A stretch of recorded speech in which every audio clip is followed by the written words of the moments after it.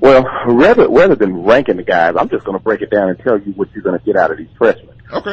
When we talk about Alex Lomax, this is a kid who I've known since he was about 8 or 9 years old, back when I was running leagues in the Memphis Park, and he was playing for Leicester Community Center. Marty Merriweather, who was the late Desmond Merriweather's brother, they were both coaching. And, they had Walter Casey over here. He is a real Binghamton kid. And when I say a real Binghamton kid, we're talking about BBB. That's what they call the neighborhood. This kid is just tough. He's been that way his entire life. He's battle tested, but he's also an intelligent kid. I mean, we're talking about a kid who can, he can be the most effective public speaker on a team. He's just a leader. And so with Alex Lomax, you get that leadership, you get that toughness, you get almost like an Andre Allen type of impact in terms of what he's going to bring to the team. Because Andre Allen was supremely talented coming up, but he was unselfish when he played with the Tigers. Very. He put the team first. And so getting Alex Lomax, you get that out of him. Tyler Harris, he is battle tested. Tyler Harris has been one of the best players in the country since he was a little kid. I remember at the 13 and under nationals, so this was going back about 5-6 years ago. Cody Riley was considered to be the number one player in the country. He was playing with UCLA, he was playing with a team out of California, and then the backcourt for the Memphis War Eagles was Tyler Harris, Blake Williams, who played at Cordova, and also Chase Hayden, who's the running back down at Arkansas. Tyler Harris has been doing this entire life in terms of scoring the basketball, shooting from deep, excellent quickness. But the thing I love about Tyler, and remember I told you this, it's going to be his mid-range game, his ability to get to the floater. That was one thing I always wanted Joe Jackson to do more and get to the floater and make mid-range shot. Tyler Harris has it in his game. It comes from Frank Harris. It comes from Tony Harris. It's just a lineage of talent and supreme skill that you just can't teach. If this kid was 6'2", he'd already be getting ready to go pro. I mean, so we're talking about just a super, super offensive talent. And then Antoine Jones, we're talking about a big guard with a chip on his shoulder. When I was scouting him last year during the Nike EYBL, he was playing with Each One Teach One alongside Emmett Williams, who will be playing at LSU. They also played together at Oak Ridge. So this kid's a winner, but he's got a big body, 6'6". Think Tyreek Evans like, meaning that he can handle the ball, he'll lull you to sleep, he's got a big body, he'll get to the rim, and he can shoot the basketball when he wants to. But he's got a good work ethic. So we're talking about a guy who works out like a pro. He's running with the weight vest. He's getting in the tub in the pool after. He almost operates like a pro even right now, even to the way he dresses. He's all about style. And so there's just such a different contrast with these guys. And then let's not forget about David Winchell. He may be the kid that has come up through the biggest trials and tribulations. We're talking about a young man that grew up on an Indian reservation. If we think Binghamton is tough, go to an Indian reservation in the middle of Nebraska. Yeah. It could be a lot tougher up there because they don't have anything. True. So with this kid, he's athletic and he can shoot the basketball. And when you can shoot the basketball and you're athletic and you're left-handed, you're probably going to have a pretty good career. And so all of these guys are going to make an impact. And then what's crazy about this, Ryan Boyce, he could play, he could sit out, he could redshirt.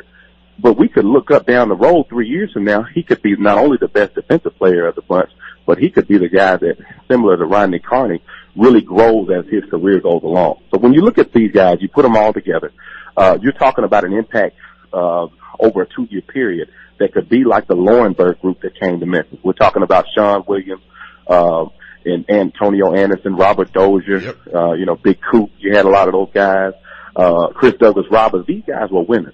They came in, they played, and they infused a culture into Memphis that we didn't have. Previously you just had Darius Washington, but once they came in, everything changed.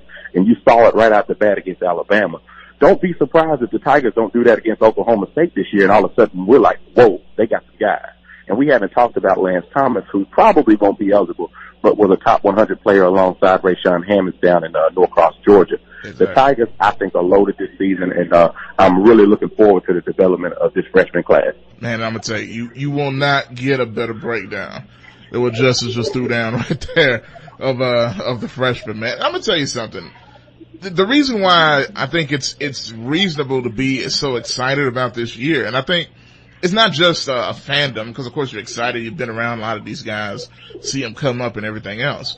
But you see and you combine that with, as I said before, the guys that were here last year. You have the right balance of experience, battle-tested guys and the right type of freshmen. You're not just grabbing freshmen here and there and just putting them in there and hoping that it works.